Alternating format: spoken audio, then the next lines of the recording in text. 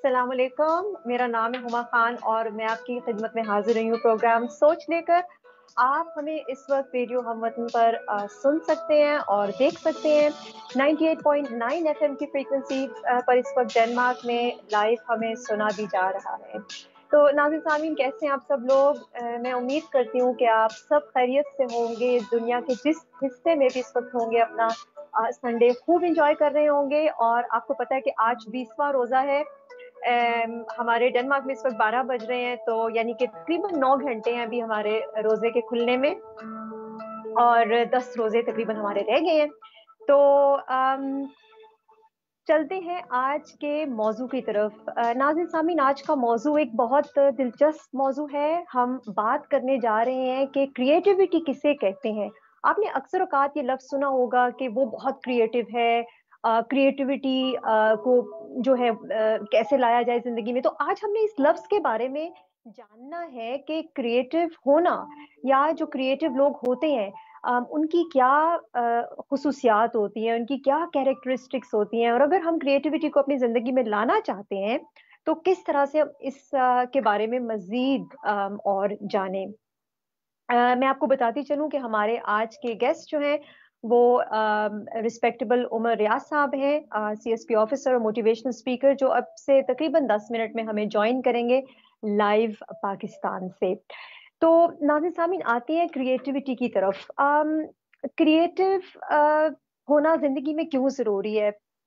देखिए, जब तक हम हमारा वजूद इस दुनिया में रहेगा, हमें ज़िंदगी में मसाइल का सामना करना पड़ेगा और उन मसाइल के हल भी हमें तलाश करने होंगे।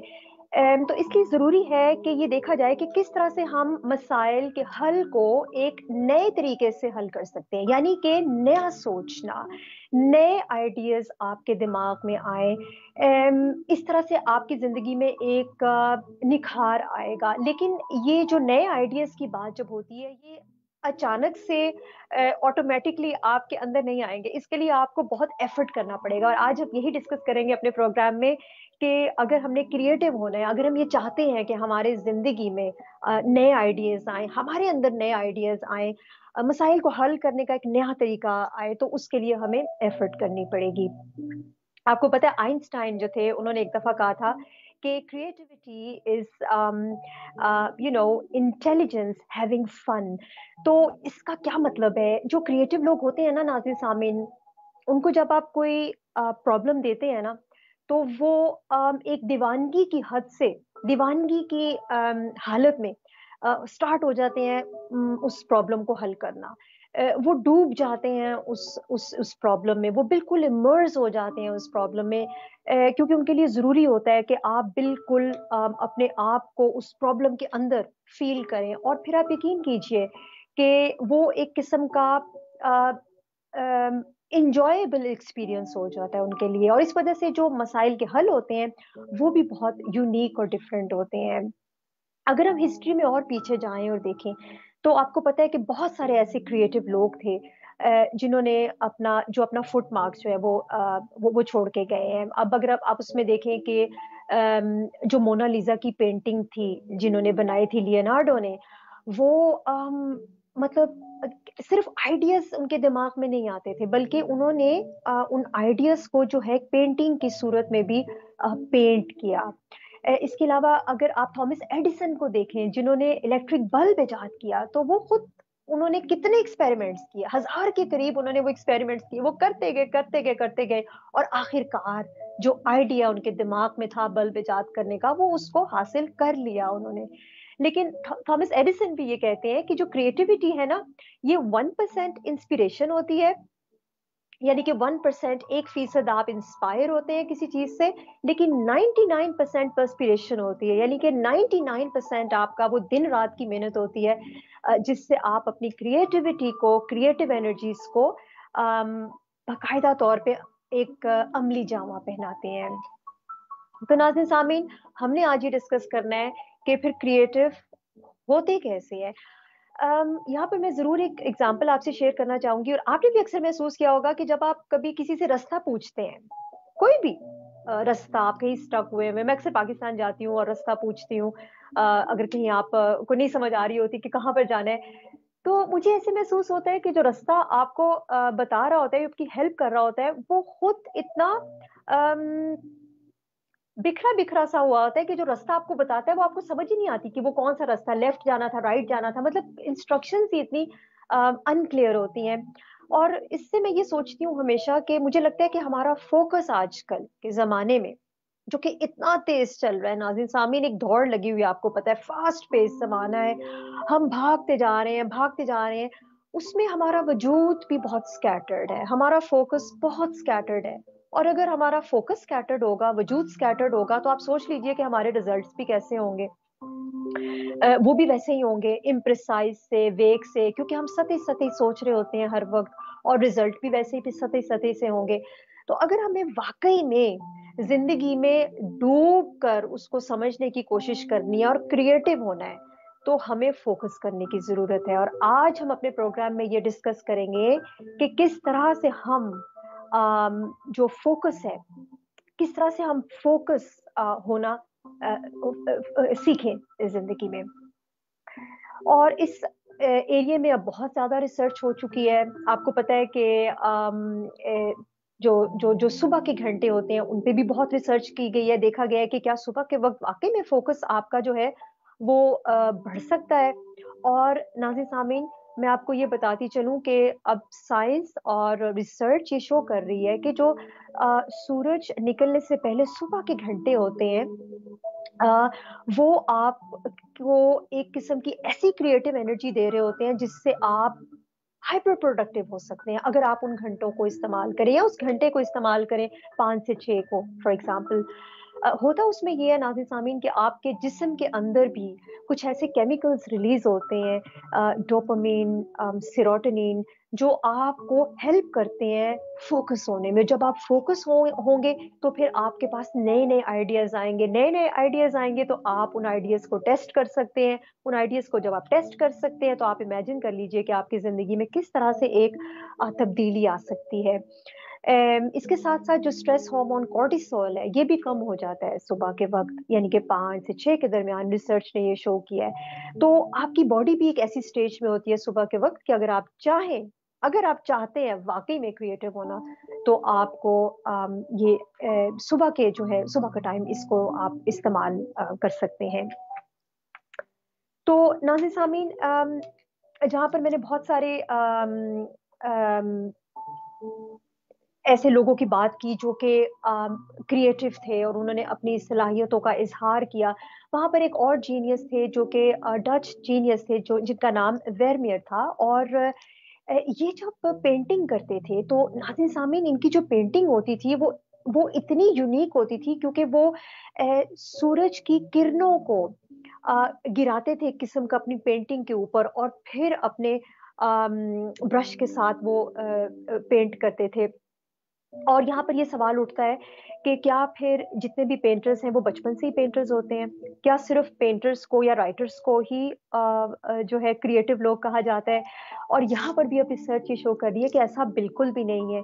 वेरमेयर जो थे, इनको एक ऐसी बीमारी थी बचपन से, जिससे इनकी ऑप्टिक नर्व, यानी कि जो देखने की सलाहियत थी, वो कॉम्प्रोमाइज़ थी। लेकिन इसके बावजूद उनका जो तख्लीकी काम है, अगर आप वो देखें, तो वो बिल्कुल अमेज़िंग काम है। तो इस वजह से हमें आज ये भी अपने प्रोग्राम में डिस्कस करना है कि जब हम क्रिएटिव होने की बात करते हैं, तो क्या ये सिर्फ़, मतलब ये आप लेकर पैदा होते हैं, कि क्या आप इसको कल्टीवेट कर सकते हैं ज़िंदगी के किसी हिस्से में भी?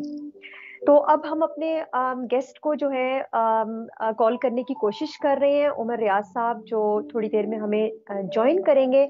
और वो मज़ीद हमें इस मौज़ू के बारे में बताएँगे कि क्रिएटिव होना किसे कहते हैं।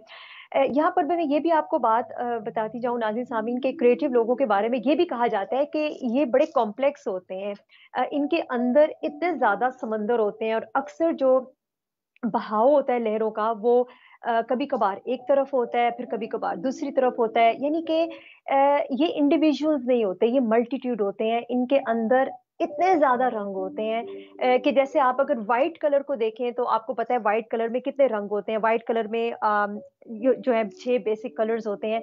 इसी तरह से ही जो क्रिएटिव लोग होते हैं उनकी पर्सनैलिटी में जस्ट लाइक कि वाइट कलर में इतने कलर्स होते हैं, 6 बेसिक कलर्स होते हैं, इनकी पर्सनैलिटी के अंदर भी बहुत मुख्तलिफ किस्म के कलर्स होते हैं। और यही वजह है कि ये अपनी जिंदगी में इस क्रिएटिव एनर्जी को इस्तेमाल करते हैं। तो अब मेरे ख्याल में मैं देखती हूँ कि उमर रियाज साहब अगर हम हैं लाइन पर, तो जी अस्सलाम वालेकुम। जी अस्सलाम वालेकुम डॉक्टर उमा। जी अस्सलाम वालेकुम उमर साहब, कैसे हैं आप? बिल्कुल ठीक हूँ जी, आप खैरियत से हैं? जी जी बिल्कुल, हम सब इधर खैरियत से हैं। आपको इस वक्त कोपेनहेगन में डेनमार्क में 98.9 एफएम की फ्रीक्वेंसी पे लाइव सुना जा रहा है, और आपको पता है फेसबुक पेज पे भी नई दुनिया पे हमें लाइव देखा भी जा रहा है इस वक्त। तो सबसे पहले आपका बहुत बहुत शुक्रिया कि आपने इतवार वाले दिन आज हमारे लिए टाइम निकाला। बहुत शुक्रिया आपका नहीं, सर। ये बहुत आपने मौका दिया और ये बड़ी दिलचस्प गुफ्तगू होती है, बड़ी पढ़ी लिखी, और I really look forward to it. जी अभी हम उसको थोड़ी देर में जो है उसका डीप डाइव करेंगे उमर साहब, लेकिन सबसे पहले जरूर मैं अपने सुनने वालों को और देखने वालों को आपके बारे में बताना चाहूंगी थोड़ा सा। उमर रियाज साहब जो है मोटिवेशनल स्पीकर हैं पाकिस्तान में, और बहुत सालों से ये इस फील्ड में काम कर रहे हैं। इनका अपना यूट्यूब चैनल है, मैं इनको बहुत फॉलो करती हूँ। और इसके अलावा उमर रियाज साहब जो है वो CSS जो है वो ऑफिसर हैं, और CSP ऑफिसर है, सॉरी। और मैं ये बताना चाहूंगी कि 2005 में इन्होंने CSS के इम्तिहान में जो है वो टॉप किया था। और 2005 से कबल उमर रियाज साहब वो नैप में असिस्टेंट डायरेक्टर भी रह चुके हैं।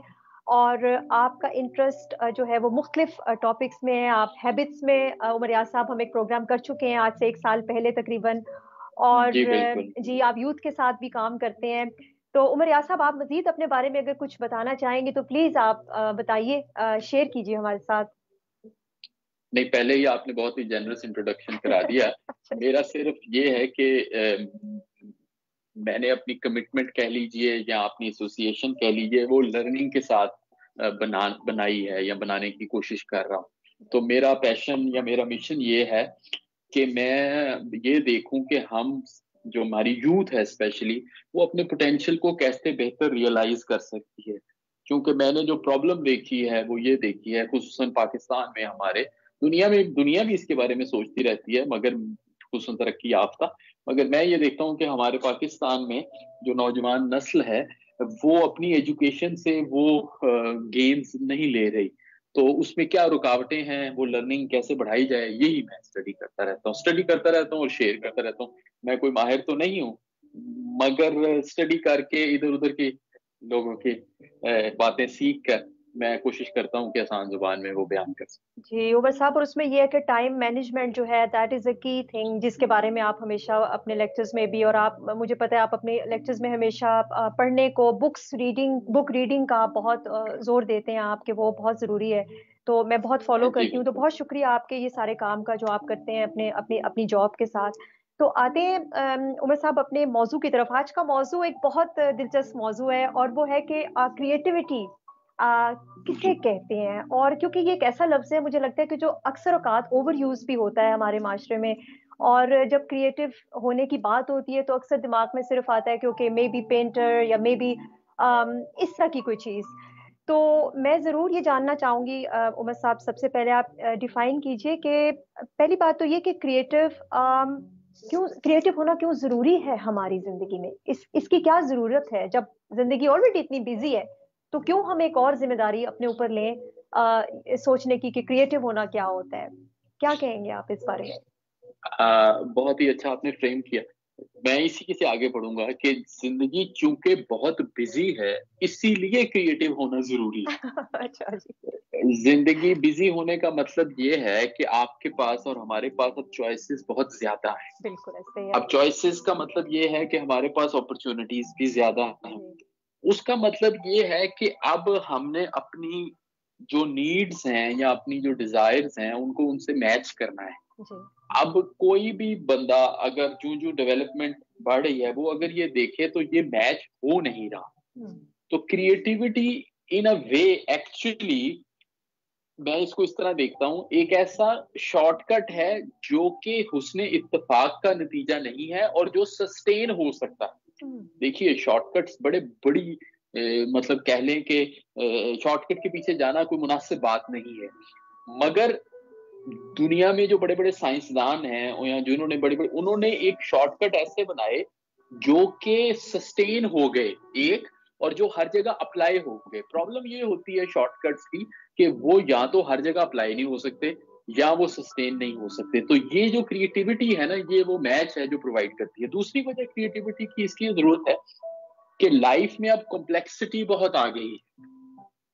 अब उस कॉम्प्लेक्सिटी में टाइम के रिसोर्सेज बड़े कम हो गए हैं, प्रॉब्लम्स जो हैं वो बहुत ज्यादा गंभीर हो चुकी हैं। आप कोई दफ्तर भी चलाना चाहें तो उसमें भी आपको ऐसे प्रॉब्लम्स फेस आएंगे जो आप फेस करेंगे जो आपने देखे ही नहीं होंगे, यानी नई नई चीजें आएंगी और बड़ी पेचीदा चीजें आएंगी। तो ये इसके लिए जरूरी है कॉम्प्लेक्सिटी के लिए। फिर क्रिएटिविटी इसलिए जरूरी है कि हम जनरली चाहते हैं कि अपना पोटेंशियल रियलाइज करें। मतलब इंसान अशरफुल मखलूकात समझा जाता है, कहा जाता है भी। तो वो क्या कैसे अपने आप को करेगा, वो क्या खुद ब खुद हो जाएगा? तो ये इसके लिए जो तरीका है, जो डायरेक्शन है और जो मॉडल है, वो एक क्रिएटिविटी में ही गुंदा और बंधा हुआ है। और आखिरी बात ये है कि हम अक्सर ये देखते हैं कि एफिशिएंसी एक बड़ा डिजायर है हर लेवल पे। एफिशिएंसी एफिशिएंसी का मतलब ये है कि गिवन इनपुट से ज्यादा आउटपुट लिया जाए। मतलब आपके सामने हम ये कहते हैं कि पाकिस्तान में जो किसान है या उसकी एफिशिएंसी और प्रोडक्टिविटी अमेरिका के किसान से कम है, सेम जमीन होती है। तो वो कैसे उसको करते हैं? वो इसलिए कि वो ऐसे सोल्यूशन अप्लाई करते हैं जो कभी किसी ने क्रिएटिव समझे हो। फिर इंसानों पे भी यही चीज अप्लाई होती है। एक बच्चा होता है, वो 10 घंटे पढ़ता है और उसके लर्निंग आउटकम उस बच्चे से ज्यादा हो जाता है जो 2 घंटे पढ़ता है, और कम होता है फिर भी। आप इसमें एक चीज टैलेंट भी कह सकते हैं जो आगे डिस्कशन में आएगा, लेकिन एक चीज ये भी हो सकती है कि जो बच्चा 2 घंटे पढ़ा है, हो सकता है उसने कोई ऐसा तरीका निकाला हो जिसको हम स्मार्ट वगैरह कहते हैं, जो एक्चुअली क्रिएटिव है, कि वो उसको कर ले। तो ये इसकी डिफरेंट फेसेट्स हैं जिनमें हमें इसकी क्रिएटिविटी की जरूरत पड़ती है। और इसी में मैं वो भी जो जवाब को सम अप करूंगा जो आपने पूछा कि है क्या। तो इन अ वे किसी भी काम को करने का समझे लीस्ट कॉस्ट या लीस्ट एफर्ट जो तरीका होगा वो क्रिएटिव तरीका समझा जाएगा, और बेस्ट रिजल्ट जो आएंगे वो उसको इंश्योर करेंगे। जी जी, तो इसका मतलब है उमर साहब, आपने काफ़ी चीज़ों को, आपने काफ़ी फैक्टर्स को आपने यहाँ पे मेंशन किया। तो आप ये फरमा रहे हैं कि जैसे-जैसे हमारी ज़िंदगी में कॉम्प्लेक्सिटी जो है वो इन्वेड कर रही है, उसी-उसी तरह से हमें उन मसाइल के हल के लिए भी एक न्यू थिंकिंग चाहिए। उन मसाइल को हल करने के लिए, और इसके साथ-साथ जो है अपना जो पोटेंशियल है एक इंडिविजुअल लेवल पे उसको भी एग्ज़िबिट करने के लिए, हमें मैनिफेस्ट करने के लिए अपने आप को जी क्रिएटिविटी की एनर्जी की ज़रूरत है। और फिर आपने एफिशिएंसी का भी ज़िक्र किया। तो it is basically a must have then, right? ये जो टूल है क्रिएटिविटी का, ये मस्ट हैव है गोइंग फॉरवर्ड इस कॉम्प्लेक्स यूनिवर्स में या ज़माने में। हाँ जी, ये हमेशा से देखे मस्ट हैव रहा है, लेकिन अब इसकी समझे डिमांड और इसकी यूटिलिटी और इसकी जो नीड है वो बहुत बढ़ गई है। हमेशा से इसलिए कि जहाँ पे इसको स्टैटिक और डायनेमिक की इस्तेलाह में देखें। स्टैटिक का मतलब ये है कि अगर एक एक जजीरे पे कुछ लोग रहते हैं और उनकी सिर्फ इतनी काम है कि सुबह उन्होंने किसी अपने फर्ज कीजिए उस पे जाना है, बाहर पत्थरों के करीब कोई चीज है, कोई खेती है, और उसको उठा के वापस ले जाए, जो हंटर गैदरर का एक मॉडल। तो उसमें हम ये कह सकते हैं कि ये स्टैटिक रहेंगे। और तो उसके अंदर भी बहुत सारे आहिस्ता आहिस्ता अगर वो डिस्कवर करेंगे तो उनको चीजें मिलती चली जाएंगी। लेकिन अब स्टैटिक रहना हमारी ऑप्शन ही नहीं रही, अब चॉइस ही नहीं रही।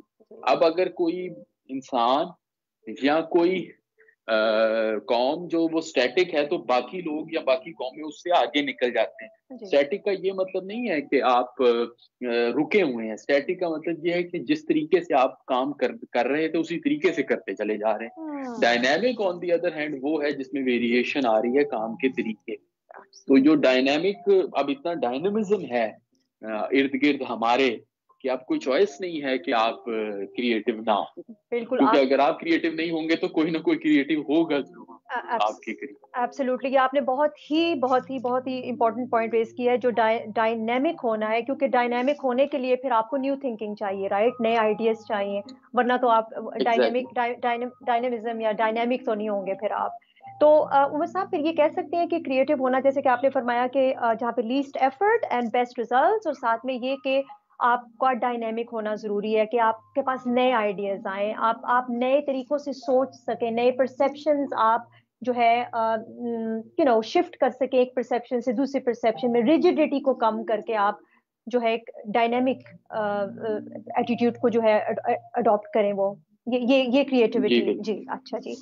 तो उमर साहब, मैं जरूर, अब अगला मेरे पास एक दूसरा सवाल था, लेकिन आपने जो फरमाया अभी कि ये अब हमारे पास कोई चॉइस नहीं है, हमें बेसिकली क्रिएटिव होना है और इसको समझना है। तो यहाँ पर एक सवाल जो मेरे दिमाग में आता है, आप इस पे जरूर थोड़ा सा बताइएगा कि जो स्कूल्स वगैरह हैं हमारे माशरे के, क्या उसमें ये सलाहियत या उसमें इसकी अवेयरनेस दी जाती है कि स्टूडेंट्स किस तरह से अपने अंदर ये क्रिएटिविटी को लेकर आए from from a young age? क्या कि ये सेल्फ हेल्प चीज है पढ़ाई के बाद डिस्कवर करना इन चीजों को?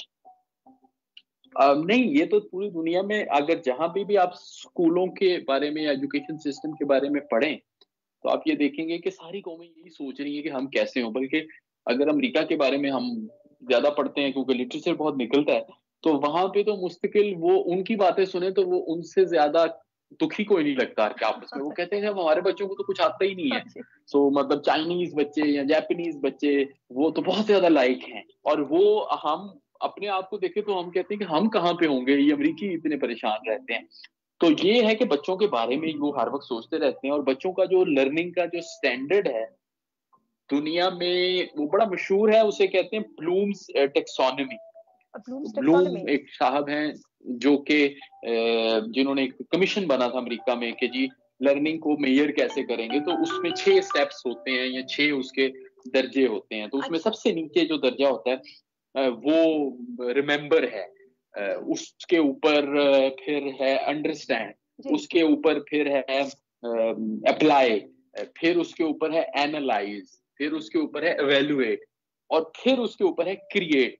सो ब्लूम्स टेक्सोनॉमी का मतलब यानी जो कि एजुकेशन से जो लर्निंग की रिक्वायरमेंट है उसके मुताबिक क्रिएशन जो है वो एक एजुकेशन का ऑब्जेक्टिव है। अच्छा। और अगर बच्चा कुछ क्रिएट नहीं कर रहा तो इसका मतलब ये है कि उसकी लर्निंग सफर कर रही है। और हम अगर अपने देखें पाकिस्तान के हवाले से तो मुझे नहीं लगता है कि हम पहले 2 दर्जों से भी ऊपर जाते हैं। ये नहीं, यानी सबसे ज्यादा जोर नीचे वाले, ये पिरामिड की तरह है। अगर मेरे जो सुनने वाले हैं वो अगर इसको गूगल कर लेंगे तो इनको नजर आ जाएगा कि ये पिरामिड ये ट्रायंगल की तरह बनी होती है। अच्छा। तो सबसे नीचे रिमेम्बर है।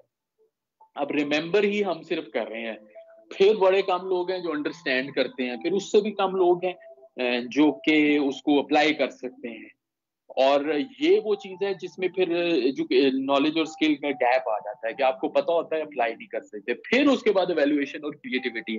तो बच्चों में तो जाहिर है ये बहुत जरूरी है। ये नहीं कि 5वीं जमात का बच्चा उस तरह क्रिएट करेगा जिस तरह कोई साइंसदान करता है, लेकिन उस लेवल पे भी कुछ ना कुछ क्रिएटिविटी चाहिए। सो वहां जो बाहर तहकीक हो रही है उसमें फिर हर लेवल्स के हवाले से बकायदा यार्ड स्टिक्स दी गई हैं कि किस लेवल की क्रिएटिविटी चाहिए। मसलन अगर आपने 12 साल तालीम हासिल की है तो आपको कम से कम इस बेसिक एक लेवल की क्रिएटिविटी जरूर चाहिए होगी कि जहां जो प्रॉब्लम सॉल्विंग की शक्ल में रिफ्लेक्ट होगी।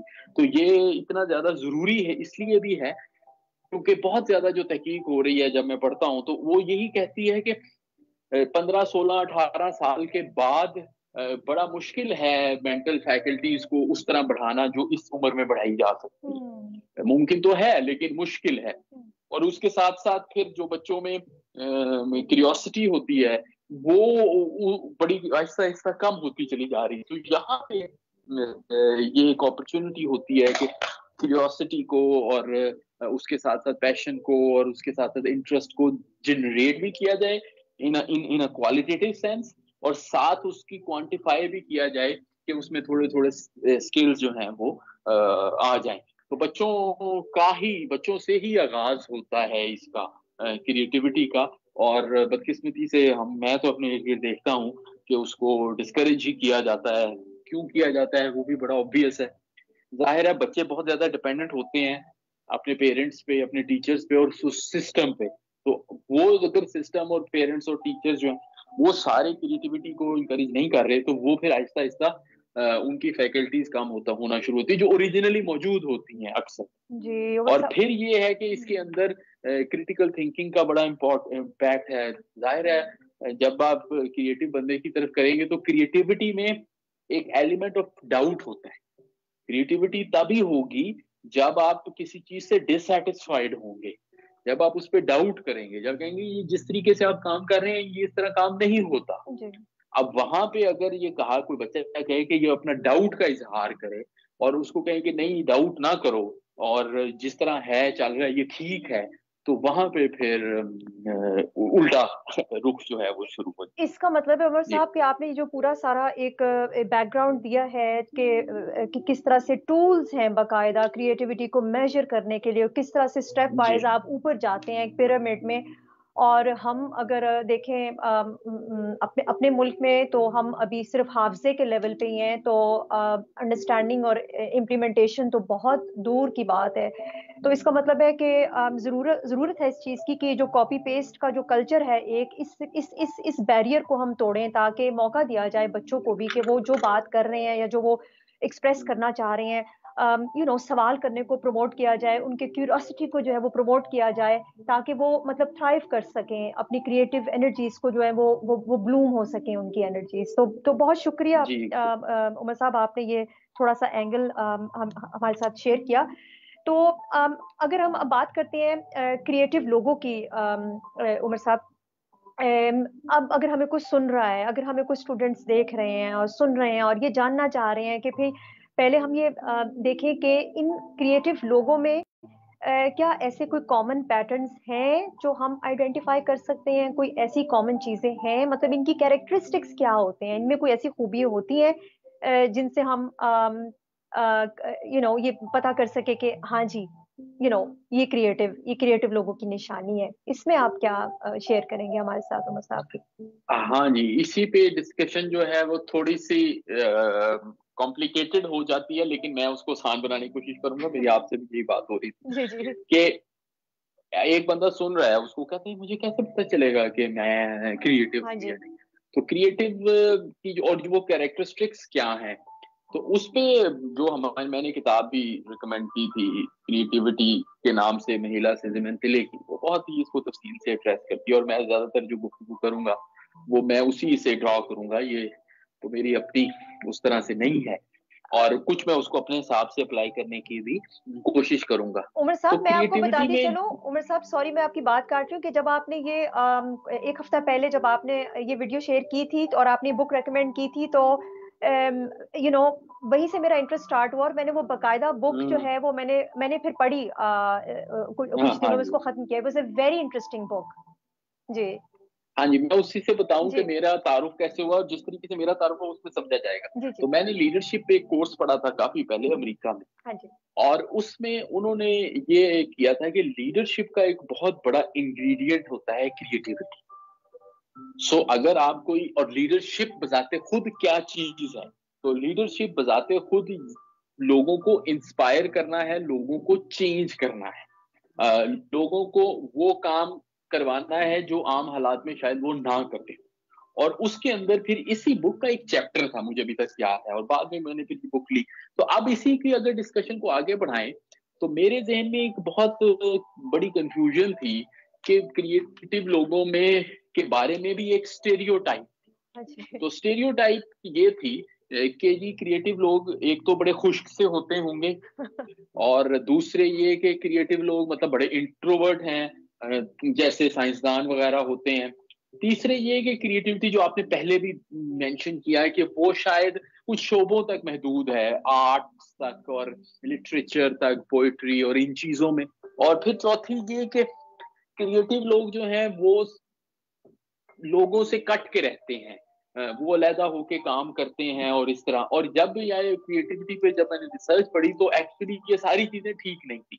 यानी कि उसके उमर अंदर साहब फिर बड़े अजीब गरीब लोग टाइप मतलब हैं क्रिएटिव, ये एक मिसकंसेप्शन सा है ना कि बिल्कुल लाइक आउटलायर टाइप हाँ हाँ है। हाँ जी हाँ बिल्कुल, जी ये जी क्रिएटिव क्रिएटिव बंदे कोई एबनॉर्मल होंगे। जी। एक्चुअली ये उलट था, वो अच्छा। एबनॉर्मल नहीं है, वो तो गोया नॉर्मल है और जरूरत से ज्यादा नॉर्मल है। और उसके अंदर तीन चार चीजें उभरी जो ठीक। कि उनमें कॉमन थी। ओके। उनमें सबसे पहली चीज है वो है कॉन्सेप्ट ऑफ कंट्रोल। हम्म। जो लोग क्रिएटिव लोग हैं उनको उनके एक सेंस ऑफ कंट्रोल एक आम बंदे से ज्यादा है। अब वो सेंस ऑफ कंट्रोल क्या है? सबसे पहले आप कंट्रोल करते हैं अपने आप को। अगर आप कंट्रोल कर सकते हैं कि आप किस टाइम सोते हैं, किस टाइम उठते हैं, किससे मिलते हैं, तो ये आपकी क्रिएटिविटी की तरफ पहला सफर है। अच्छा जी, ठीक तो है। उनके अंदर ये एक कंट्रोल पाया जाता सही। है। दूसरी चीज ये है कि उनके अंदर किसी काम को करने का एक जॉय है, जो अब बहुत बड़ी एक बन चुकी है थ्योरी, जिसे फ्लो की थ्योरी कहते हैं। वो ये है कि जो नॉन क्रिएटिव लोग हैं ना, वो काम करते हैं बेनिफिट ओरिएंटेड। कि मैं अगर आपसे बात कर रहा हूं तो मेरे मद्मा नजर ये है कि इसको सुन के लोग तारीफ करें। लेकिन अगर मैं एक सब्जेक्ट में इंटरेस्टेड हूं और जब मैं उसके बारे में बात कर रहा हूं तो उसके बारे में बात करना ही बजाते खुद मुझे उसकी एक सेटिस्फेक्शन मिलनी चाहिए। तो अगर सब्जेक्ट मेरे लिए तो क्रिएटिव लोगों को अपने काम में इंटरेस्ट बढ़ जाता है, बजाय इसके कि उस काम के नतीजे में जो उनको रिवॉर्ड मिलता है, वो रिवॉर्ड से इतने खुसूसन एक्सटर्नल रिवॉर्ड से इतने ज्यादा बॉदर्ड नहीं होते। उनके लिए एक इंटरनल रिवॉर्ड होता है। उसके लिए एक ग्रीक का एक उन्होंने लफ्ज भी बड़ा यूज किया, एंटोटेलिक की, अगर मैं सही याद मुझे है, जी जी। कि वो काम जिनका करना ही अपने लिए रिवॉर्ड हो, तो उन कामों में क्रिएटिविटी आती है। मसलन मैं 3 कामों की मिसाल देना चाहूंगा, एक खाना पकाना, एक म्यूजिक कुछ प्ले करना और लिखना। तो अगर आप ये इंतजार करते रहेंगे कि मेरा ही खाने की तारीफ होगी जब खाना पक जाएगा, या मेरी पेंटिंग की तारीफ होगी, या मेरी म्यूजिक की ट्यून की तारीफ होगी, तो उसमें उस दौरान फिर एंजॉय नहीं करेंगे। तो एंजॉय नहीं करेंगे तो क्रिएटिविटी नहीं होगी, क्योंकि फिर फैकल्टीज इन्वेस्ट नहीं होंगी। तो दूसरी चीज जॉय थी। तीसरी चीज लेकिन जो लेकिन थी वो बड़ी, उमर साहब यहाँ मैं जरूर कहना चाहूंगी कि ठीक है, ये माइंड में नहीं होना चाहिए कि आप काम तारीफ करने के लिए कर रहे हैं, कंडीशन लेस होना चाहिए जैसे आप फरमा रहे हैं। लेकिन अगर तारीफ हो जाए बाद में तो चले, ये तो कोई बुरी बात नहीं है ना। नहीं वो तो उसके अंदर एक और चीज भी है, वो तो जाहिर है एक्सेप्टेंस जो है ना वो बड़ी जरूरी है। जी और पहले इसमें अब थोड़ी सी डिस्ट्रैक्शन भी हो जाएगी, लेकिन जी मैं ये कहना चाहता जी हूँ जी। कि मेरी खुद राय कुछ अर्से से इसमें बदली है। बस मैं पहले इस तरह कन्विंस था, ये मैंने ऐसी चीजें पढ़ी थी जिनके ख्याल में कि फेलियर जो है ना वो मोटिवेशन है बहुत बड़ी, क्योंकि उससे सही। लेसन लर्न हो। जी जी लेकिन अब मैं ये समझता हूं कि ये जो मोटिवेशन है ना, ये फेलियर और सक्सेसेस का एक ऑल्टरनेट होना चाहिए। जी। और अगर आप फॉर एग्जांपल बच्चों की ट्रेनिंग भी कर रहे हैं या बच्चों की तरबियत भी कर रहे हैं, तो उनको इजी विंस उनके लिए इंजीनियर करें। ठीक ठीक। तो जो जो इजी विंस है ना वो बड़ा आपको मोटिवेट करती हैं, ऑल्दो बिल्कुल। अपने आप को डिसीव ना करें, लेकिन छोटी छोटी विंस जो है वो अलोंग द वे आपको ये कहती हैं कि जी ये बाकी मोटिवेशन। और फिर जो अमूमन क्रिएटिविटी का जो रिजल्ट है ना वो बड़ी खुसूसन उन फील्ड्स में जिस जो कि थोड़ी सी डिफरेंट हो तो बड़ी देर बाद मिलता है। तो मेन पॉइंट ये है कि उस दौरान आपने सस्टेन भी करना है। ठीक तो ठीक सस्टेन आप तभी करेंगे जब आपको एक इंटरनल सेटिस्फैक्शन होगी। ठीक। तो ये दूसरी चीज थी। तीसरी चीज ये है कि क्रिएटिव लोगों में उनकी जो फैकल्टीज है ना उनकी कन्वर्जेंस होती है। कन्वर्जेंस, अब कन्वर्जेंस का क्या मतलब है? कन्वर्जेंस का मतलब ये है कि ये नहीं है कि क्रिएटिव लोग जो है माजरत चाहूं, ये नहीं है कि क्रिएटिव लोग सिर्फ इंट्रोवर्ट हैं। हम्म। ये भी नहीं है कि क्रिएटिव लोग जो हैं वो सिर्फ ड्राई हैं। क्रिएटिव लोगों का अपने अंदर इतना कंट्रोल है कि वो जब चाहे इंट्रोवर्ट बन जाए, जब चाहे एक्सट्रोवर्ट बन जाए। क्रिएटिव लोग जो हैं वो चाहे तो अपने लिबास पे तवज्जो दें, लेकिन उनकी चॉइस होगी तो वो कहेंगे हमें नहीं देनी। अब उन्होंने किताब में ना सिटी बैंक के प्रेसिडेंट की बड़ी दिलचस्प मिसाल दी है कि वो उसने ये कहा कि जब मैं सुबह दफ्तर जाता हूं तो मैं फाइलें देखता हूं तो मैं एक साइंसदान की तरह होता हूं, मैंने इतनी डिटेल से कंसंट्रेशन करनी होती। जब 12 बजते हैं तो मैं एक ट्राइबल लीडर बन जाता हूँ क्योंकि लोग आना शुरू हो जाते हैं अपने मसले लेके।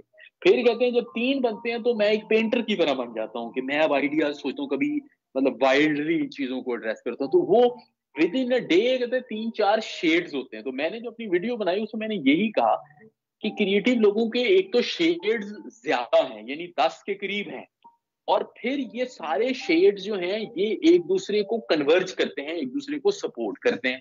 और तीसरा ये कि ये सारे के सारे जो शेड्स हैं ये बड़े हाई समझे फ्रीक्वेंसी पे ऑपरेट करते हैं। तो वो शेड्स कौन कौन से हैं वो मैंने जैसे कहा था कि क्रिएटिव लोगों में एनर्जी होती है। फिर उसके बाद ये कहा था कि क्रिएटिव लोग जो हैं उनका कंट्रोल होता है अपने सोशल होने पे। फिर ये कहा था कि क्रिएटिव लोग जो हैं वो नई नई डोमेन्स की तरफ जाते हैं। तो ये एक अहम एस्पेक्ट है कि उनके अंदर ज्यादा शेड्स होते हैं और वो सारे शेड्स एक दूसरे के साथ कन्वर्ज करते हैं। ठीक ठीक ठीक। तो ये तो बहुत ही कोई मतलब जबरदस्त क्वालिटीज हैं जो जो आप जिनको आप डिफाइन कर रहे हैं उमर साहब के।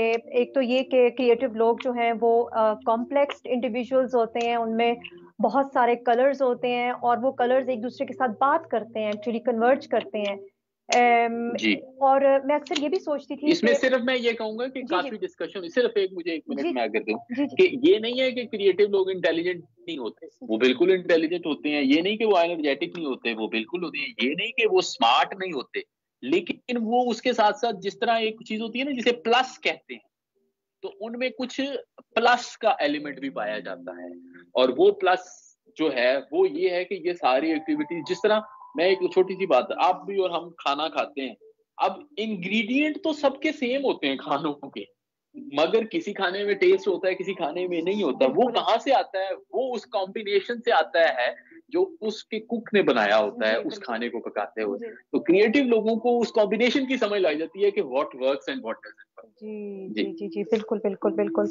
और ये मैं अक्सर सोचती थी उमर साहब कि आपको पता है यहाँ पर वो पर्सनैलिटी टेस्ट वगैरह करते हैं और उसमें एक बड़ा इंटरेस्टिंग सा रिजल्ट आता है और उसमें हमेशा कुछ सवाल होते थे कि आप इंट्रोवर्ट हैं कि एक्सट्रोवर्ट हैं। तो हमेशा मुझे महसूस होता था कि वो क्रिएटिविटी की साइड पे मैं भी थोड़ा सा जरा वो कुछ अच्छे स्कोर आते थे। तो हमेशा से दोनों चीजों के मेरे ऊपर 50-50 आते। तो मैं हमेशा सोचती थी कि कैसे पॉसिबल है कि आप इंट्रोवर्ट भी हों और बैक वक्त एक्सट्रोवर्ट भी हो, क्योंकि हमारे सोसाइटी में तो ये एक है कि either you can be one of those, you know, दोनों चीजें आप में वो नहीं हो जी। सकती। तो ये बहुत ही आपने एक इंसाइटफुल हमारे साथ शेयर किया है कि ये इतने कॉम्प्लेक्स भी होते हैं but at the same time सादा भी होते हैं। लाइक कॉन्ट्राडिक्टरी चीजें इनमें जो है दो एक्सट्रीम्स पाए जाते हैं हर चीज के। अगर ऐसे अगर हम कहें तो ये ठीक होगा कि जैसे ओपन भी होंगे बहुत, लेकिन जब टाइम होगा तो वो क्लोजर की तरफ भी जाएंगे, जब जरूरत पड़ी तो इंट्रोवर्ट का कार्ड इस्तेमाल करेंगे या फिर एक्सट्रोवर्ट का करेंगे। अपनी एनर्जीज को फोकस करना, ये मेरे ख्याल में बहुत बड़ा स्किल है जिसमें टाइम भी साथ में आ जाता है कि टाइम मैनेजमेंट भी उसमें आ जाता है कि टाइम आपको कंट्रोल नहीं कर रहा, you are controlling the time. हाँ जी, इसमें सिर्फ मैं थोड़ी सी इसको क्लियर करना चाहूंगा। ये 2-3 लफ्ज आते हैं मूवमेंट, कॉन्ट्राडिक्शन जी और कॉम्प्लेक्सिटी। जी एक्चुअली ये जो एक्सट्रीम्स है ना, ये डुअलिटी को जाहिर करती है। अच्छा अच्छा, अब आपको 2 मिसालें दूंगा। जी एक मिसाल है ऑर्केस्ट्रा की। आप जी देखिए बड़ा ऑर्केस्ट्रा जो होता है ना उसमें बाज़ दफा 100 से ज्यादा इंस्ट्रूमेंट्स होते हैं जी बिल्कुल और एक बंदा अकेला भी बजा सकता है। और दूसरी मिसाल दूंगा कलर्स की। हम्म तो कलर्स, बेसिक कलर्स तो 4 हैं, या उसके इर्द गिर्द फिर उनकी वेरिएशन है 7-8 हैं, लेकिन वैसे 25-30 भी हैं। आप पेंट कराने जाए तो आप देखें तो ऑफ वाइट में ही कितने कलर निकल आते हैं, वो शेड्स बन जाते हैं उसके। अब जो इसमें जो कॉन्ट्राडिक्शन नजर आ रही है ना, वो कॉन्ट्राडिक्शन नहीं है, वो होलसमनेस है, सिर्फ मैं ये कहना चाहूंगा। ओके तो अब फॉर एग्जांपल आप एक जो बड़ा, मैं म्यूजिक से बहुत इंस्पायर होता हूँ। तो जो बड़ा म्यूजिशियन या म्यूजिक डायरेक्टर होता है ना, उसके अंदर सैकड़ों ट्यून्स फिर रही होती हैं और वो सारी की सारी एक दूसरे से फर्क होती हैं और वो उनको मिला लेता है। इसी तरह जो बड़ा क्रिएटर या इन्वेंटर है स्टीव जॉब्स लेवल का, उसके अंदर साइंस भी है और उसके अंदर आर्ट भी है और मैथ भी है और बाकी चीजें भी।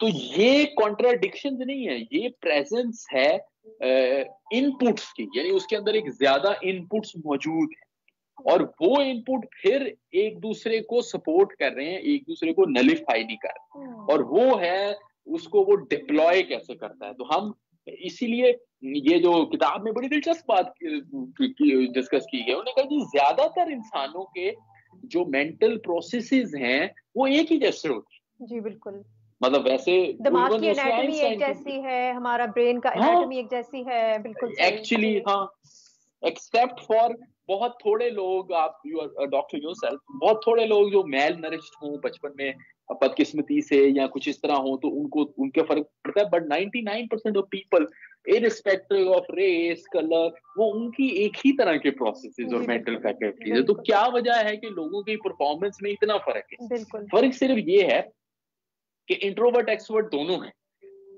हो सकता है कि हैबिट्स जो हैं, जहां पे अब हैबिट्स को बीच में लेकर आते हैं हैबिट्स में कुछ लोगों का जो इंट्रोवर्ट का पार्ट है ना वो आहिस्ता आहिस्ता खत्म या कम हो जाए। तो एक बंदा है वो हैबिचुअली बड़ा सोशल है तो अब वो एक एक्सट्रोवर्ट बन गया है, लेकिन ये नहीं कि वो कभी इंट्रोवर्ट होगा नहीं। कंट्रोल जो है वो उसका रोल इस तरह है कि आपको पता हो कि मैंने किस टाइम पे क्या करना है, और इसके लिए एक बड़ी जबरदस्त इस्तेलाह और बड़ी आसान इस्तेलाह इस्तेमाल होती है जिसे कहते हैं सेंस ऑफ प्रोपोर्शन।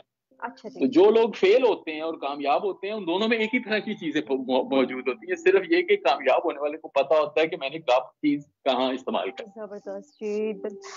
ओवर साहब, ये तो बहुत सारी क्वालिटीज होगी, मुझे तो पता नहीं था कि क्रिएटिव लोग मतलब इतने ब्लेस्ड होते हैं, इतना उनमें पोटेंशियल होता है। तो अब लेट्स से कि हमने डिस्कस कर लिया कि ये सारी एक किस्म की कैरेक्टरिस्टिक्स हैं, कॉमन पैटर्न्स हैं जो हमें क्रिएटिव लोगों में नजर आएंगे, उनके बिहेवियर में रिफ्लेक्ट होंगे। हम अगर ये डिस्कस करना चाहें कि हमें कोई सुन रहा है और वो ये चाह रहा है कि वो जो है इसको एक्सपीरियंस कर सके, मतलब क्रिएटिव एनर्जीज को हम एक्सपीरियंस कर सकें, तो इस बुक में भी एक बहुत ही इंटरेस्टिंग फिनोमेना है जिसको डिस्कस करते हैं ऑथर, और बहुत इस पर रिसर्च भी हो चुकी है। फ्लो, यानी कि फ्लो जो है वो उसमें बताया जा रहा है कि आप बेसिकली जो आपका दिमाग एक ऐसी स्टेट में आता है कि मतलब आप फोकस कर पाते हैं, और उसमें रिसर्च भी ये शो कर रही है कि सुबह के घंटे जो फॉर एग्जांपल 5 से 6 के दरमियान आपकी बॉडी में भी ऐसे केमिकल्स रिलीज हो रहे होते हैं, कॉर्टिसोल स्ट्रेस हार्मोन जब वो कम हो जाता है, डोपामिन एंड सेरोटोनिन बढ़ जाता है, ये एक आपकी इंस्पिरेशनल फ्यूल समझे जाते हैं, and all of these things help you basically find the focus that you need to be productive. तो आप किस तरह देखते हैं ये फ्लो के फिनोमिनन को, कि ये किस तरह से अगर कोई सुन रहा है जो कि एक्सपीरियंस करना चाह रहा है क्रिएटिव होने को, तो किस तरह से आप ये फ्लो के बारे में बताएंगे कि किस तरह से हम अपनी जिंदगी में इसको लेकर आ सकते हैं? अच्छा, फ्लो की जो आगाज है वो इस तरह हुआ कि जब क्रिएटिव लोगों पे तहकीक हुई और बहुत सारे क्रिएटिव लोगों की सैंपल लिए गए और उनसे क्वेश्चनेट किया गया, तो एक चीज मतलब उनमें बहुत ये जो इंट्रोवर्ट एक्सट्रोवर्ट वाली बात थी ये वेरिएशन थी, यानी कि उसमें बड़ी वेरिएशन थी। कोई सुबह उठने वाला है, कोई शाम को उठने वाला है, कोई कम सोने वाला है, कोई ज्यादा सोने वाला है, कोई किसी का IQ 150 से ऊपर है। जनरली क्रिएटिव लोगों के IQ बेहतर होते हैं, लेकिन ये नहीं है कि बाहर बेहतर IQ वाला आदमी क्रिएटिव होगा।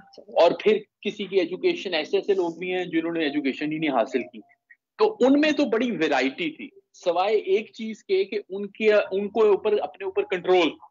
लेकिन एक चीज जो थी वो रिसर्च से साबित हुई कि उनमें से हर बंदा जो है वो अपनी जो मेन काम था उसको करते हुए एंजॉय करता। ठीक। तो ये जो जॉय है ना, ये वो बुनियादी चीज निकली कि अगर आप किसी काम को करते हुए एंजॉय नहीं करते तो आप ना तो उस काम में कभी मास्टरी हासिल कर सकेंगे और ना ही उसमें कभी क्रिएटिविटी ले सकेंगे। सही, सही। अब फिर अगला सवाल ये हुआ कि ये जो जॉय है जिसको फिर फ्लो का नाम दिया गया, क्योंकि जॉय जो था ना वो बड़ा लिमिटेड सा लगता है। मतलब आप फॉर एग्जाम्पल आप मतलब इवन जो शेफ है वो खाना पका रहा है, वो एंजॉय तो कर रहा है, लेकिन उस टाइम तो वो स्ट्रेस में है ना कि मैं क्या कंपटीशन में जा रहा हूँ, मैं क्या करूँ। तो फिर उसके उस जॉय को कहा गया कि इसमें और भी चीजें हैं, और वो और चीजें कौन सी है? उसमें सबसे बड़ी चीज जो है ना वो है क्यूरियोसिटी। ओके। ये तजस्सुस जो है ना, ये इसकी एक एसेंस है फ्लो की, और फिर आ जाती क्रिएटिविटी। और मैं पहले जैसे कुछ मैंने इशारा किया कि ये तजस्सुस बच्चों में पाया जाता है, और जो आहिस्ता आहिस्ता हम खत्म करते हैं उनमें, अनफॉर्चुनेटली। और क्रिएटिव, हाँ जी बिल्कुल, और क्रिएटिव आदमी के तजस्सुस में और बच्चों के तजस्सुस में ये फर्क होता है कि बच्चों का तजस्सुस जो होता है ना वो ऑल ओवर द प्लेस होता है, हर चीज में तजस्सुस होता है उनमें, उनको तितलियों में, पौधों में, फूलों में, हर चीज में। लेकिन जो क्रिएटिव को तजस्सुस होता है उसमें फोकस का एलिमेंट आता है। तो बच्चों में और एक साइंसदान में फर्क फोकस का होता है, लेकिन जो बुनियादी इंग्रेडिएंट एक ही होता है। दूसरी चीज जो फ्लो में ये है वो है अपने आप को नॉवल एक्सपीरियंसेस देना, यानी कंफर्ट जोन से निकलना, रट से निकलना। तो वो फ्लो को इनकरेज करता है, नॉवेल्टी, एक नई चीज, एक्साइटमेंट। उसके लिए जब ये प्रैक्टिस बताते हैं तो वो प्रैक्टिस ये करते हैं कि दिन में एक नई चीज सीखें और किसी को एक नई चीज बताएं। फिर एक और चीज है, फिर ये फ्लो ये नहीं है कि बस इंजॉय करते रहें और नई चीजें सीखते रहें, उसमें गोल्स की क्लैरिटी भी होनी चाहिए। यानी जब आप उस प्रोसेस में हैं तो आपको पता होना चाहिए कि इसमें नेक्स्ट प्रोसेस क्या होगा। अगर कोई बंदा फुटबॉल खेल रहा है और उसमें एंजॉय कर रहा है खेल के, तो उसको साथ साथ एक रियलाइजेशन भी होनी चाहिए अबाउट गोल। फिर एक और चीज है जिसे कहते हैं अवेयरनेस और एक्शन का सिंक। बाज़ दफा आपको पता होता है कि मैं क्या करूंगा तो ये काम होगा, लेकिन फिर भी जिसे कहते हैं ना माइंड बॉडी मूवमेंट नहीं मिलती। अब ये फर्क होता है कोच में और प्लेयर में। मतलब कोच को वैसे पता होता है कि क्या होगा, लेकिन प्लेयर वो होता है जिसके दिमाग में एक गेम भी होती है और उसके साथ साथ वो कर भी जाता है।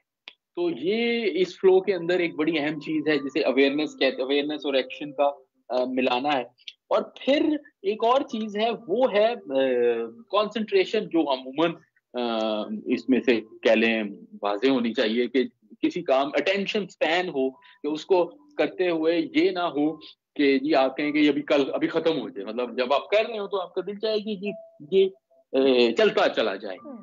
और फिर उसके साथ साथ वो जब उस काम को कर रहे हो तो उस काम में कोई डिस्ट्रैक्शन आपको फील ही ना हो, और वो डिस्ट्रैक्शन या तो आप एक्सक्लूड कर दें या आप उनको महसूस ना करें, और आहिस्ता आहिस्ता वो काम अपने लिए रिवॉर्ड खुद बन जाए। और फिर आखिरी चीज कि उसमें फेलियर का फियर ना हो।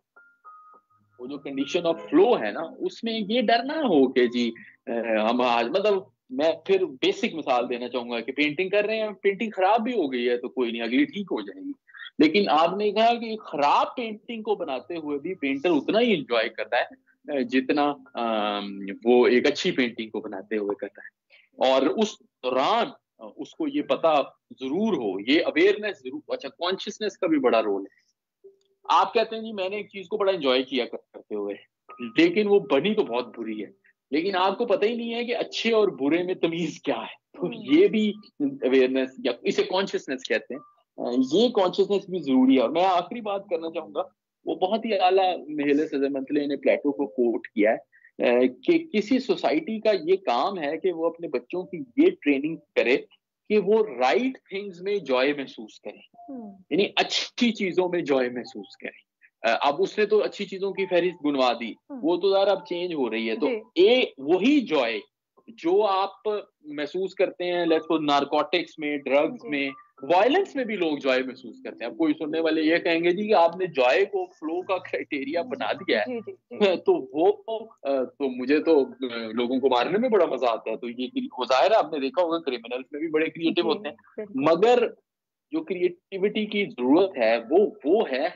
जिसमें आपकी क्रिएटिविटी के साथ साथ आप फीडबैक भी ले रहे हैं कि ये चीज ओवरऑल क्या कर रही है, जी जी, तो इसका इम्पैक्ट भी क्या हो रहा है, रियलिटी चेक हो रहा है साथ साथ। तो इसका मतलब उमर साहब आपने तो बहुत फ्लो को एक, यानी कि आइंस्टाइन भी कहता है कि intelligence is creativity is basically intelligence having fun. तो ये आपने जिस तरह से फ्लो के बारे में बताया है, इतनी ब्रांचेस उसकी कि पहली आपने फरमाया कि क्यूरियोसिटी का एलिमेंट हो, उसके साथ साथ आप कंफर्ट जोन से बाहर निकलें, उसके साथ साथ गोल्स की क्लैरिटी होना जरूरी है। उसके बाद फिर ये जो फियरलेस होना है, जो भी काम आपने करना है, अगर आप पेंटिंग बना रहे हैं या कुछ लिख रहे हैं, वो फियरलेस होके करना है, कंडीशनलेस होके करना है, तभी आप जो है इस स्टेट को एंजॉय कर सकते हैं जिसमें जिसमें फ्लो में आप जाएंगे, और ये आपको फिर फोकस में भी हेल्प करेगा। और डेफिनेटली, और फोकस, ये जब सब चीजें होंगी तो फिर नए आइडियाज भी आपके जो है वो जनरेट होंगे इस प्रोसेस से। तो उमर साहब, अब मेरे इसमें सिर्फ मैं आपको मैं जी, दो दो दो कोटेशन बहुत आला पिछले दिनों मैंने सुनी की है। एक बहुत मशहूर इन्वेस्टर हैं और टेक गुरु हैं, नवल रविकांत। अच्छा जी। तो उन्होंने ये कहा कि किसी का क्या है, व्हाट शुड वी डू, उसने कहा you should do something which looks like play to you and work to others. Wow, beautiful. आपके लिए खेल हो और दूसरों के लिए काम हो।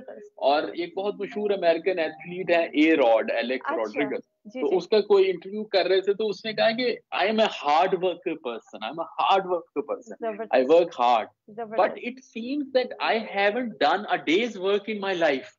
मैंने काम किया ही नहीं, क्योंकि वो जो उसका काम था वो तो खेल था। तो ये इसमें वो दो बड़ी दिलचस्प मिसालें मुझे याद है। Thank you so much for sharing. और उमर साहब, मुझे बताया जा रहा है कि 3 मिनट एक्चुअली हमारे प्रोग्राम, मुझे पता ही नहीं चला, कि मुझे लगता है फ्लो में एक्सपीरियंस कर रही हूँ इस प्रोग्राम में आज। तो शायद। तो उमर साहब, ये बताइए कि अब देखिए, हमने क्रिएटिविटी को अच्छी तरह से डिस्कस कर लिया कि इसकी कैरेक्टरिस्टिक क्या है, जिन लोगों में ये होती है, इसको कैसे हम एक्सपीरियंस कर सकते हैं, क्या किया जाए जिंदगी में। आप ये बताइए कि इसका कोई डाउन साइड भी तो होगा ना। जब एक इंसान में इतनी क्वालिटीज हैं, तो इस तोहफे का डाउन साइड क्या है? और अगर जो क्रिएटिव लोग हमें सुन रहे हैं, जो अपने आप को शायद महसूस करते हैं कभी कभार as outliers because they are so unique, उनके लिए आप क्या हमें आखिर में मशवरा देना चाहेंगे? वो किस तरह से नेविगेट देखें, क्रिएटिविटी के जो डाउन साइड है उसमें जाहिर है सबसे ज्यादा आप सोशली मिसफिट हो सकते हैं। जी। क्योंकि ये बात तो तय है कि किसी भी मुल्क में एट वन टाइम क्रिएटिव लोग माइनॉरिटी में होते हैं। अच्छा जी, ठीक। तो वो आप देखें, बच्चे हैं, बच्चों में क्रिएटिव बच्चे को बुली करेंगे लोग, क्योंकि जो ज्यादा लोग हैं वो तो हमेशा माइनॉरिटी पे अपनी राय मुसल्लत करेंगे। बिल्कुल ऐसे ही है। एक आप मिसफिट हो सकते हैं। दूसरा ये है कि क्रिएटिव आदमी को बाज दफा ये समझा जाता है कि वो एक सेल्फ ऑब्सेस्ड हो गया है। तो यानी सेल्फ और सोसाइटी का एक फर्क बाज दफा नहीं है। फिर तीसरा ये है कि क्रिएटिविटी का बाज दफा कॉन्सिक्वेंस आप याद नहीं रखते। तो आप वो उन लोगों पे है जो कि वायलेंस पे चले, मतलब वो लोग हैं जो अपने आर्ट में इतना वो उनको जॉय मिलता है कि वो उसके कॉन्सिक्वेंस से मुबर्रा हो जाते हैं। तो बुनियादी जो चीजें हैं वो ये है कि इंडिविजुअल और उसकी एनवायरनमेंट का जो मिसमैच है ना, वो क्रिएटिव लोग बहुत फेस करते हैं। तो उस मिसमैच के अंदर उनके लिए फिर प्रॉब्लम्स पैदा हो जाती हैं। और फिर उससे फिर ये भी होता है कि चूंकि क्रिएटिव लोगों में रियलाइजेशन ज्यादा होती है, तो अगर वो अपने आप को अपनी ईगो को ना कंट्रोल करें तो वो बड़े जजमेंटल भी हो सकते हैं। तो ईगो को कंट्रोल करना भी बड़ा जरूरी है। अमूमन इन अ वे वैसे तो लिखा गया है कि क्रिएटिव लोगों में एक हम्बलनेस पाई जाती है। ये उसने सिजिमिथली ने भी लिखा है कि उनमें हम्बलनेस तो होती है, लेकिन उसके साथ साथ प्राइड भी होता है। जी, लेकिन प्राइड और एरोगेंस बड़ी थोड़ी फर्क पे ऑपरेट करती है। एब्सोल्युटली डेंजर जोन होता है, बिल्कुल। ये जी उमर साहब, बहुत बहुत शुक्रिया। हमने इतना कुछ आज सीखा है आपसे, आपने इतनी नॉलेज शेयर की है हमारे साथ। मैं बहुत मशकूर हूँ कि इस टॉपिक को आपने ऐसे अनफोल्ड किया, क्योंकि it's quite a complex topic और आपने बहुत ही अच्छे तरीके से समझाया है। तो आखिर में उमर साहब, अगर आप क्रिएटिविटी के हवाले से क्या मैसेज देना चाहेंगे कि लोग अगर अपनी जिंदगी में इसको लेके आना चाहते हैं तो क्यूरियोसिटी को अपने अंदर लेकर आए, start to be curious about life, start to ask questions. क्या आप हमें आखिरी एक मैसेज देना चाहेंगे इस हवाले से? मैं आखिर में वो लफ्ज जो अभी तक नहीं आया, मैं ये कहूंगा कि अपनी जिंदगी में से एक क्लटर कम कर दे। क्या कर दे कम? अपने ख्याल क्लटर, अच्छा, डीक्लटर। हाँ, करें। डीक्लटर करें अपने जी। अपने। अगर 100 लोगों से मिलते हैं, 10 लोगों से मिलें। अगर अपने ओके। 100 काम, कोई भी बंदा क्रिएटिव ये नहीं हो सकता जो सब कुछ कर लेता हो। एब्सोल्युटली, तो एब्सोल्युटली। अपने अपने माइंड को भी डीक्लटर करें, अच्छा जी। अपने सराउंडिंग को भी, उसके अंदर से चीजें रिमूव करें। ठीक है जी। ठीक है। अपने लिए कुछ चीजों को रखें, और ये कुछ चीजें जिंदगी में काफी होती हैं। इसमें जो कंटेंटमेंट है ना, क्रिएटिविटी का ये मतलब नहीं कि अबंडेंस हो, कि सब कुछ मुझे मिले। अच्छा जी। क्रिएटिविटी का मतलब एक्सीलेंस है कि कुछ चीजों में आप माहिर हो जाए, बाकी चीजों में नॉर्मल रहें। ओके ओके तो ओके ओके। ये ठीक। मेरा मैसेज है। ठीक। अब ठीक। अगर आप कहें कि मैंने सबको मिलना है और सारे काम करने हैं और मैंने पूरा हीरो बन जाना है, तो ये पॉसिबल भी नहीं है और ये प्रॉब्लमेटिक भी। बिल्कुल, बहुत अच्छी आपने आखिर में बात शेयर की, और आई थिंक उमर साहब ये चीज़ भी रिफ्लेक्ट करिए कि इससे आपकी क्वालिटी ऑफ लाइफ भी इंक्रीज होगा इसको इम्प्लीमेंट जी करने से, बिल्कुल। इस डिक्लटरिंग के फिनोमेना को अपनी जिंदगी में।